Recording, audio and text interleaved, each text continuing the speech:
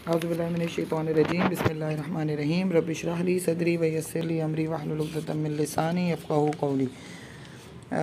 अस्सलामु अलैकुम वरहमतुल्लाहि वबरकातुहू। आज मैं सूरत निसा की आयत नंबर 34 के साथ हाज़िर हूँ। अल्लाह तबारक व तआला आयत नंबर 34 में इरशाद फरमाता है, ये असल में वो आयत है जिसको जो है वो बेंच मार्क बनाया जाता है औरत मार्च में भी, और जो वो लोग जो नाम नहाद सो कॉल्ड अलम बरदार हैं औरतों के हुकूक़ के, या वो औरतें जो आज़ादी चाह रही होती हैं, आई डोंट नो कि वो किस चीज़ से आज़ादी चाहती हैं, लेकिन बहरहाल वो इसको बेंच मार्क बनाती हैं कि जो है वो इस तरह से कुरान ने हमारे अगेंस्ट ये कहा।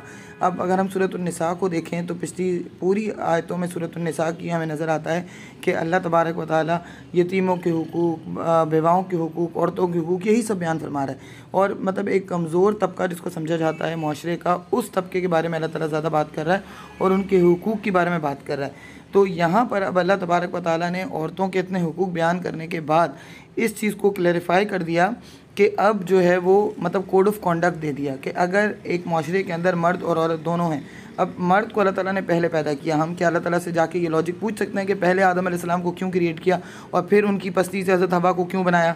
we do not have any sort of authority to ask these questions from Allah.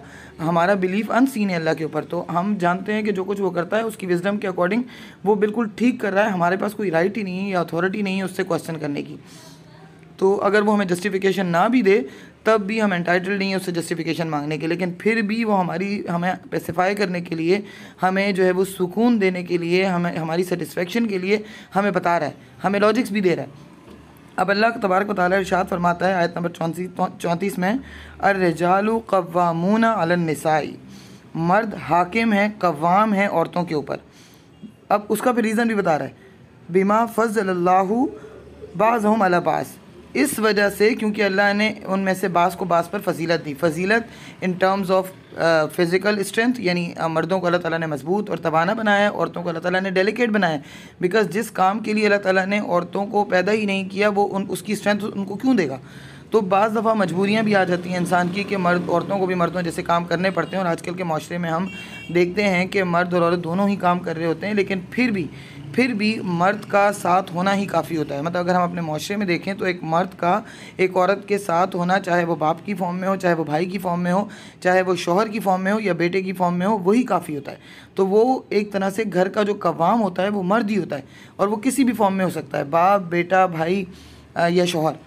तो मर्द औरतों पर जो है वो कवाम हैं इस वजह से क्योंकि अल्लाह ने बाज़ को बाज़ पर फजीलत दी, और वबिमा अनफ़क़ू मिन अम्वालिहिम, इस वजह से भी कि वो उन पर अपना माल खर्च करते हैं, यानी अल्लाह ने उनको रिस्पॉन्सिबल भी तो बनाया है इस बात की। अब अगर औरत जॉब करती है और वो अपने शोहर को उसमें से अगर 1 रुपया भी नहीं देती तो वो अल्लाह के सामने जवाबदेह नहीं है।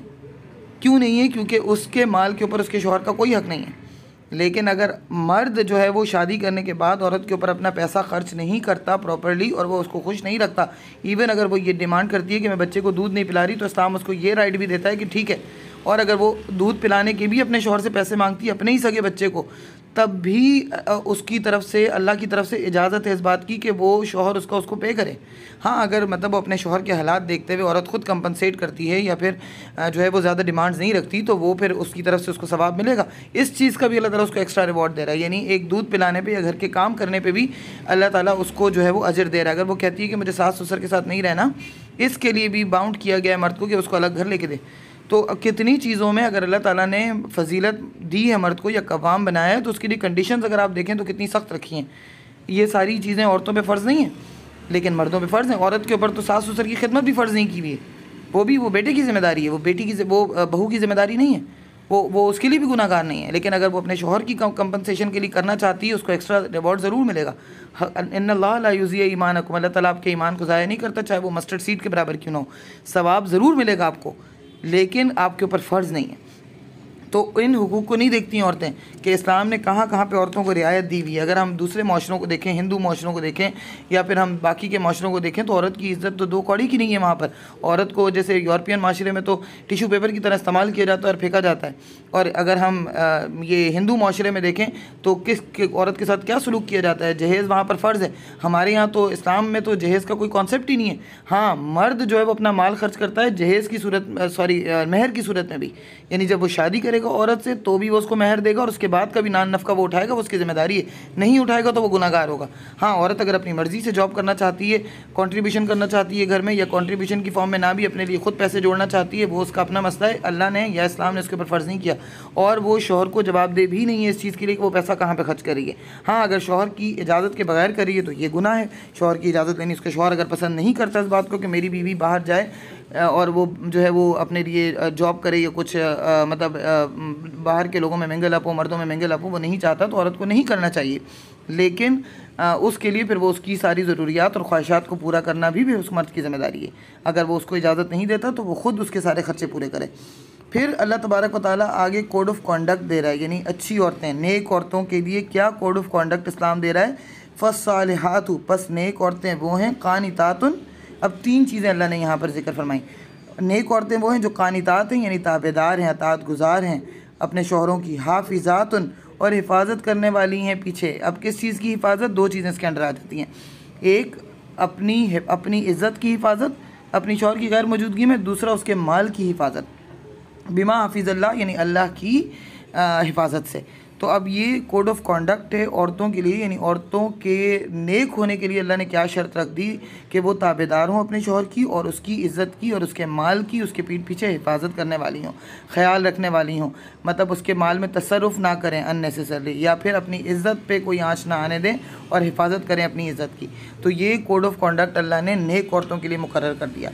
फिर उसके बाद अल्लाह तबारक व तआला इरशाद फरमाता है, वल्लाती तखाफूना, और जिन औरतों के बारे में तुम डरते हो, तुम्हें डर है, नुशूज़हुन्ना, कि वो जो है वो आगे बढ़ेंगी हद से, या बदखोई करेंगी, या फिर जिनकी ज़बान अच्छी नहीं है और वो झगड़े करती रहती हैं, तुम्हें अगर डर है उन औरतों की बदखोई के बारे में, फ़ाइज़ूहुन्ना, तो बस तुम उनको नसीहत करो। यानी पहला स्टेप तो यही है मर्द के लिए, क्योंकि वो कवाम है, उसका फ़र्ज़ बनता है कि वो औरत को नसीहत करे। तो वो नसीहत करे उसको, वाहजुरूहुन्ना, फिर भी ना माने, दूसरी चीज़ क्या करो, वाहजुरूहुन्ना फिल मज़ाजी, तो उनको उनके बिस्तर अपने बिस्तरों से अलग कर दो। यानी उनको जो उनके मैरिटल राइट्स बनते हैं वो बेशक ना दो फॉर द सर्टेन टाइम, समझाने के लिए। तो उस समझाने के लिए उनको जो है वो उनके अपने बिस्तर से उनके बिस्तर अलग कर दो, ताकि हो सकता है कि वो थोड़ा सबक हासिल करें, परेशान हो जाएं और फिर वापस रास्ते पे आ जाएं। वज़रिबूहुन, और फिर एक और चीज़ बता दी कि उनको मार भी सकते हो। अब हदीस जो है वो कुरान की इंटरप्रिटेशन है, ये तो अल्लाह का कलाम है, और अल्लाह सच बात कहने में, हक़ बात कहने में नहीं शर्माता। अल्लाह ख़ुद कहता है, हदीस कुदसी में भी आता है कि अल्लाह हक़ बात कहने में नहीं शर्माता। तो अल्लाह जो है वो खोल खोल कर हर चीज़ को बयान करता है। अब उसकी इंटरप्रिटेशन ज़ाहिर सी बात है हदीस है। तो हदीस में प्रॉफिट सल्लल्लाहु अलैहि वसल्लम ने और तफासीर में इस चीज़ को क्लियर किया है कि मारने का मतलब ये नहीं कि उसको अननेसेसरी टॉर्चर किया जाए और इस तरह से मारा जाए कि खुदा न खास्ता उसकी कोई हड्डी टूट जाए, या उसके ऊपर जो है वो उसके चेहरे पे कोई निशान आ जाए, उसकी बॉडी पर, जिससे जो बदनुमा लगे। समझाने के लिए हल्का फुल्का, जैसे किसी को चपत मार देते हैं या एक आध थप्पड़ मार देते हैं, वो भी नॉट ऑन फेस पे बिल्कुल अलाउड नहीं, क्योंकि औरत का चेहरा ही सबसे इंपॉर्टेंट होता है। तो इस चीज़ का ख्याल रख के अगर उस पर थोड़ा बहुत उसको समझाने के लिए मारना भी पड़ता है तो इजाज़त है, लेकिन ऐसी नहीं कि खुदा न खास्ता उसके ऊपर कोई बदनुमा दाग आ जाए, या फिर उसकी कोई हड्डी टूट जाए, या उसकी बॉडी में हमेशा के लिए कोई प्रॉब्लम पैदा हो जाए जो कि उसको आगे ज़िंदगी में हर्ट करे। तो ये अलाउ बहरहाल बिल्कुल भी इस्लाम में नहीं है। इसका मर्द अगर नाजायज़ फ़ायदा उठाते हैं तो वो भी इसके लिए गुनाहगार हैं। फ़ैन अतानकुम, और फिर अगर वो तुम्हारी अतात करने लगे, यानी वो बाज़ आ जाएं अपनी उस हद से बढ़ने से जो वो ज़्यादती कर रही थी, हद से बढ़ रही थी, तो अगर वो बाज़ आ जाएं अपनी उस बदखोई से, और अगर तुम्हारी अतात करने लगें, फ़ला तबगू अलैहिन्ना सबीला, तो मत रास्ते तलाश करो उनको टॉर्चर करने के। यानी बाज़ औक़ात ग्रजेस रखते हैं ना मर्द कि भाई इसने उस वक्त ये किया था, इसने उस वक्त ये किया था, तो बहाने ढूंढ के अगर उनको टॉर्चर करने की तुम कोशिश करते हो, चाहे माल के थ्रू, कभी ख़र्चा नहीं दे रहे पूरा प्रॉपरली, कभी उसको ये कह रहे हैं कि तुम्हें कपड़े बनाने के लिए क्यों पैसे दूँ, तुम्हारे पास बहुत कपड़े हैं, तुम्हारे पास ये चीज़ बहुत है, तुम्हारे पास वो चीज़ बहुत है, अननेसेसरली बीवियों को तंग कर रहे हैं, परेशान कर रहे हैं, तो बिल्कुल ऐसा तुम्हारे लिए, मर्दों के लिए जायज़ नहीं है। फ़ला तबगू अलैहिन्ना सबीला, तो मत ढूंढो उनको टॉर्चर करने के रास्ते। इन्नल्लाह काना अलिय्यन कबीरा, बेशक अल्लाह सबसे ऊपर, सबसे बड़ा है। यानी अगर तुम कव्वाम हो तो तुमसे ऊपर भी अल्लाह मौजूद है जो तुमसे इस बात का हिसाब लेगा।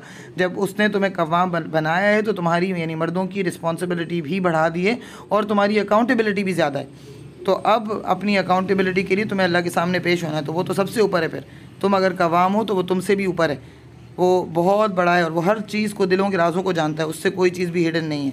तो वैसे रास्ते मत तलाश करो, अल्लाह सब कुछ देख रहा है। और अल्लाह, औरतों के मामले में अल्लाह से डरो। आई होप कि ये आपको क्लियरली समझ में आ गया हो। अगर किसी चीज़ पे कोई डाउट हो, कोई प्रॉब्लम हो, तो you can always message me या फिर कमेंट बॉक्स में लिख दिया करें, मैं और स्पेसिफाई कर दूँगी। जज़ाकुमुल्लाहु खैर।